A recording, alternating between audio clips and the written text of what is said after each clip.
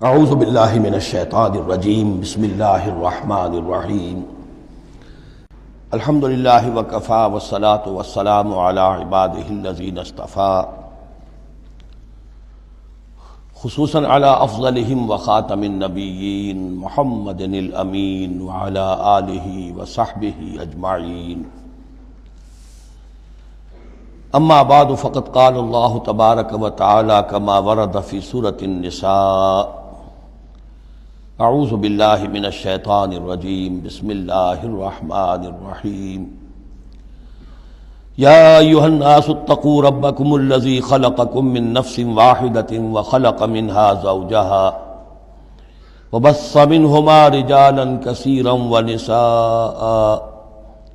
واتقوا اللہ الذی تساءلون به والارحام ان اللہ کان علیکم رقیبا صدق اللہ العظیم رب اشرح لی صدری ویسر لی امری واحلل عقدۃ من لسانی یفقہوا قولی اللہم ربنا الہمنا رشدنا واعذنا من شرور انفسنا اللہم ارنا الحق حقا وارزقنا اتباعہ وارنا الباطل باطلا وارزقنا اجتنابہ اللہم وفقنا لما تحب وترضى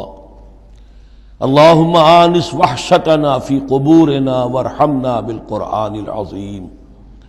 اللہم اجعلہ لنا اماما ونورا وہدا ورحمہ اللہم ذکرنا منہ ما نسینا وعلمنا منہ ما جہلنا وارزقنا تلاوتہ آناء اللیل وآناء النہار واجعلہ لنا حجتا یا رب العالمین آمین۔ آج ہم اللہ کا نام لے کر سورہ نساء کا ترجمہ اور مختصر تشریح شروع کر رہے ہیں۔ جیسا کہ میں آپ کو بتا چکا ہوں کہ قرآن مجید میں مکی اور مدنی صورتوں کے جو گروپ ہیں ان میں سے پہلا گروپ 5 صورتوں پر مشتمل ہے۔ مکی صورت صرف سورہ فاتحہ ہے، حجم میں بہت چھوٹی، معنی میں، مفہوم میں، عظمت میں، فضیلت میں بہت بڑی۔ اس کے بعد 4 صورتیں جو ہیں وہ مدنی ہیں، بقرہ، نساء، آل عمران اور مائدہ۔ اور یہ جو 4 صورتیں ہیں یہ دو صورتوں کے 2 جوڑوں کی شکل میں۔ سورۃ البقرہ، سورۃ آل عمران، یہ الزہراوین، خود حضور نے ان کو ایک نام دیا مشترک، اور ان میں جو مناسبتیں ہیں، مشابہت ہیں، وہ تفصیل کے ساتھ ہمارے ترجمے کے دوران سامنے آتے رہی ہیں۔ نسبت زوجیت کس اعتبار سے ہے، ایک دوسرے کی تکمیل کس پہلو سے کرتی ہیں، یہ بات بھی سامنے آئی۔ اب جو 2 صورتیں ہیں یہ سورۃ النساء اور سورۃ المائدہ، یہ جوڑے کی شکل میں ہیں۔ ان میں ایک تو بڑا کنٹراسٹ نظر یہ آئے گا کہ سابقہ 2 صورتوں میں پہلے حروف مقطعات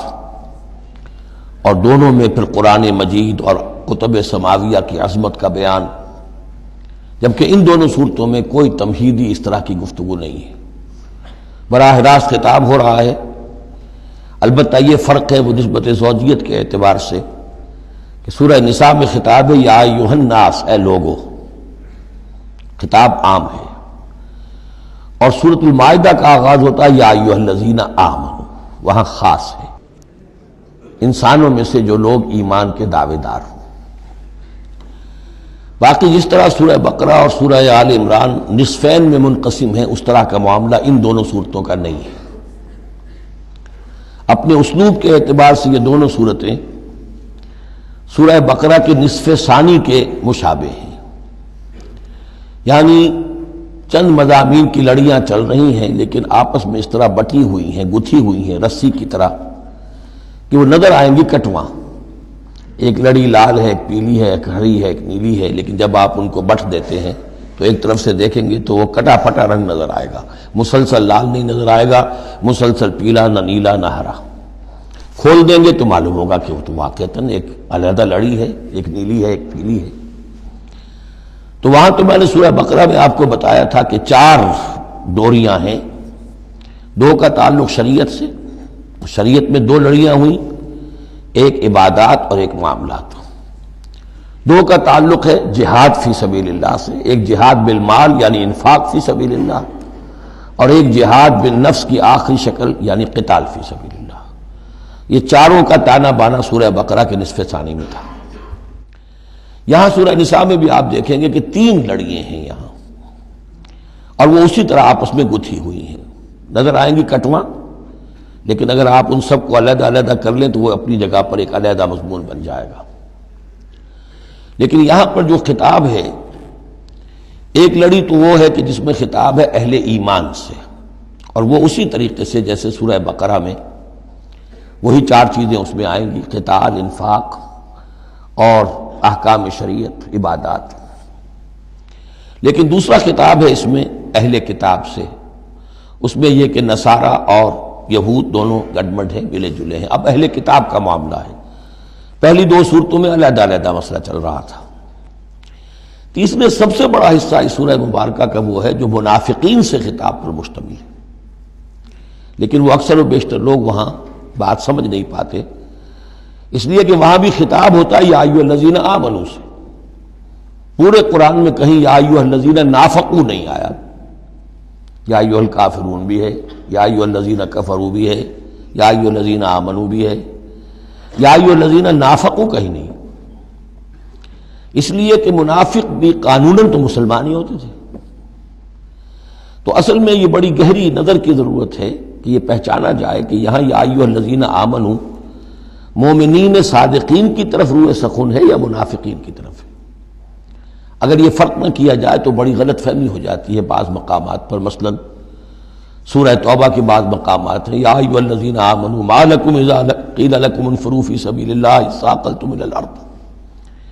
اہل ایمان تمہیں کیا ہو گیا جب تمہیں کہا جاتا ہے اللہ کی راہ میں نکلو تو تم بوجھل ہو جاتے ہو، زمین میں دھسے جاتے ہو۔ تو اس سے ایک عام سوء ظن پیدا ہو سکتا ہے کہ شاید یہ عام مسلمانوں کا مسئلہ تھا، یہ عام مسلمانوں کا مسئلہ نہیں تھا، یہ منافقین کا مسئلہ تھا۔ روح سخن وہاں منافقین کی طرف ہے، مومنین صادقین تو ہر وقت اس کے لیے آمادہ رہتے تھے کھلے دل کے ساتھ کہ واپس نہیں پھیرا کوئی فرمان جنوں کا، تنہا نہیں لوٹی کبھی آواز جرس کی، وہ تو تیار ہر وقت تھا۔ تو اصل میں یہ دیکھنا ہوتا ہے کہ کس آیت میں رخ کس کی طرف ہے۔ اس اعتبار سے یہ سورہ مبارک کا اہم ترین ہے، لیکن سورہ بقرہ میں تو پورے میں لفظ نفاق آیا ہی نہیں۔ یہ حکمت خداوندی ہے کہ اس مرض کو پہلے چھپا کے رکھا ہے، کہ علامات تو بیان کر دی کہ یہ بیماری ہے، تاکہ جو بھی متنبہ ہو جائے وہ اپنے علاج کی طرف متوجہ ہو جائے۔ لیکن یہ کہ جو لوگ نہیں متوجہ ہوئے، معلوم ہوا کہ اب ان کو تھوڑا سا نمایاں کرنا ضروری ہے، بات عریاں کر کے کرنی پڑے گی۔ تو سورہ آل عمران میں 1-2 جگہ نفاق کا لفظ آ گیا، لیکن یہاں اب جو سب سے بڑا مضمون ہے سورہ بقرہ میں وہ منافقین کا ہے۔ یوں سمجھیے کہ 176 جو اس کی آیات ہیں، اس میں سے 55 آیتیں ہیں کہ جن کا جو میرا تجزیہ ہے روح سخن ہے مومنین صادقین کی طرف،